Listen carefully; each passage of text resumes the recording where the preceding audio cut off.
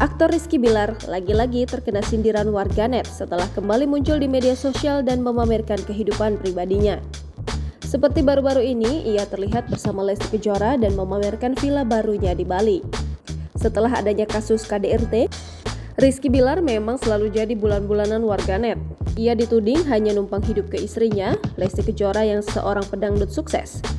Rizky Bilar pun selalu berusaha menghempas kabar tersebut dan pamer kekayaan di Instagramnya.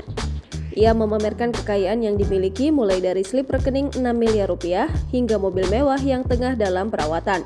Tak hanya itu, ia juga baru membeli villa di Bali yang disebut-sebut untuk Lesti Kejora. Rizky Bilar memamerkan sebuah tanah lapang via Instagram Story yang dibagikan oleh akun Mersiska.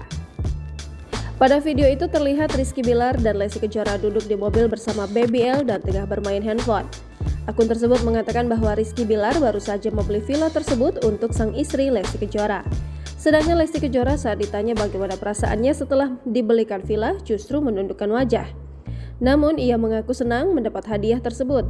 Video ini dibagikan oleh akun lambe_danu_official99. Namun warganet tetap saja tak mendukung Rizky Bilar. Kebanyakan menduga bahwa uang untuk membeli villa merupakan jerih payah Lesti Kejora. Lagi bareng keluarga bahagia yang baru deal villa gede nih buat istrinya nih. Cie. Amin. Amin. Lesti, happy nggak Lesti?